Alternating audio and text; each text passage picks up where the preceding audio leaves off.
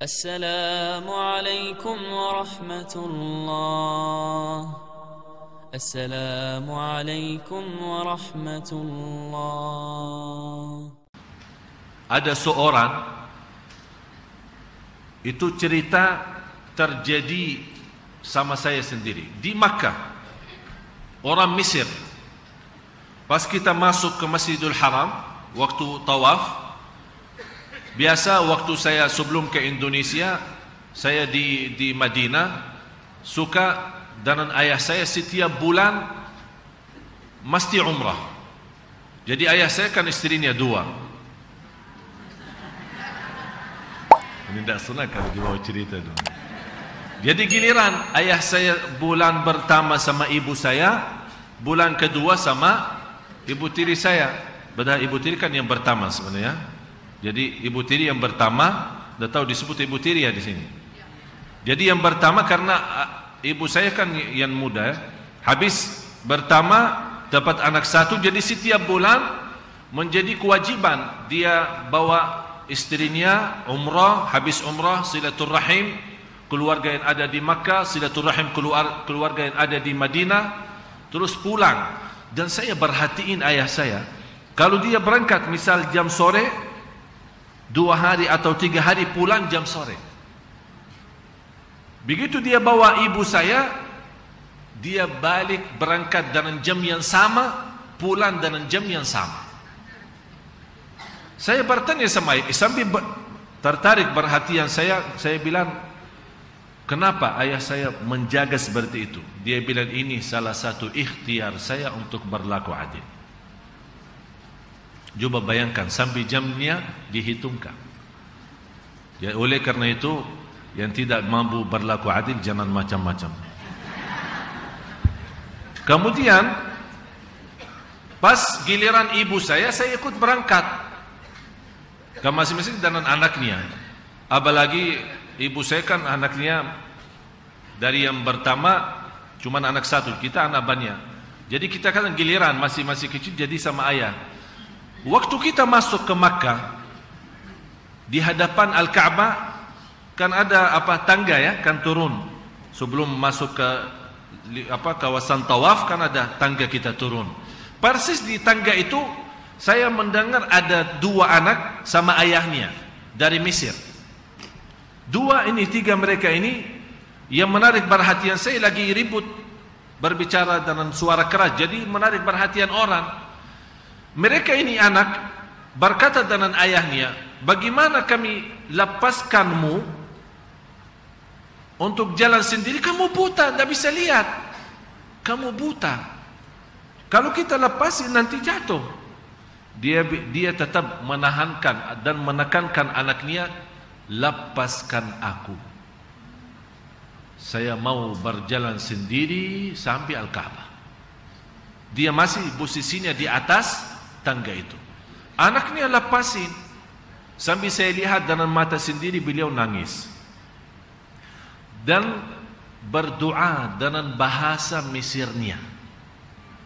Bukan bahasa Mesirnya artinya bahasa kampungnya ya, bahasa daerahnya, bukan bahasa Arab murni, bukan bahasa Quran.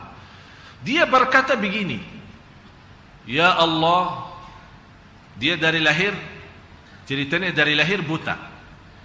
Dia bilang, ya Allah, saya datang dari jauh. Saya langsung terjemahin ya, tidak usah pakai bahasa Arabnya.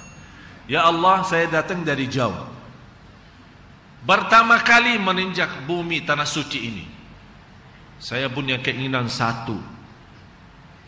Ya Allah, aku mohon,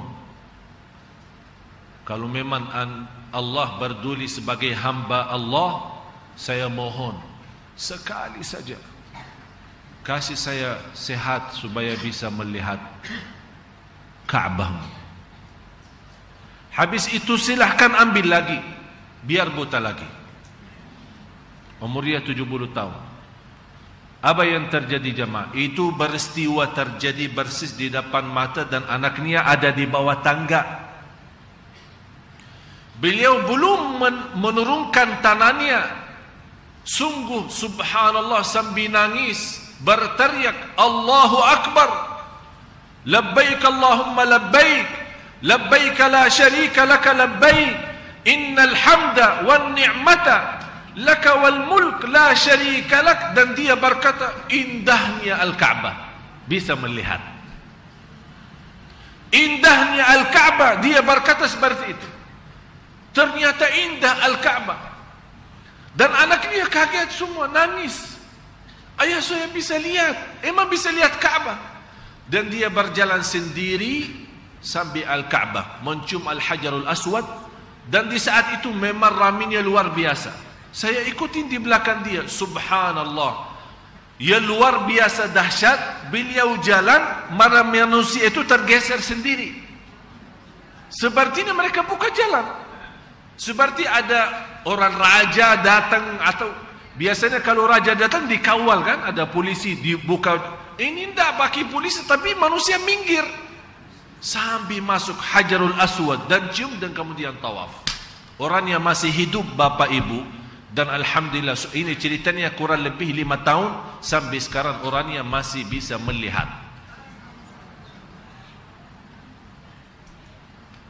Coba bayangkan bagaimana baiknya Allah subhanahu wa ta'ala. 70 tahun buta, tidak pernah berobat, dan tidak pernah punya harapan untuk sembuh.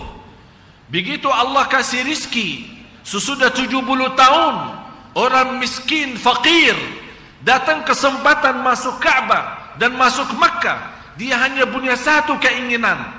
Bukan kita sekarang melihat orang-orang sibuknya tawaf sambil foto-foto gedung-gedung yang tertinggi sekeliling Makkah.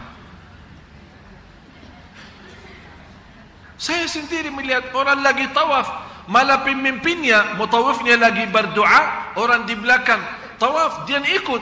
Allahumma, Allahumma. Foto. Subhanallah. Ternyata fantas negara Indonesia yang terbesar jamaah haji, yang terbesar jamaah umrah. Kalau begini umrahnya, ya fantas tidak akan berhenti korupsi, tidak akan berhenti kacau negeri ini.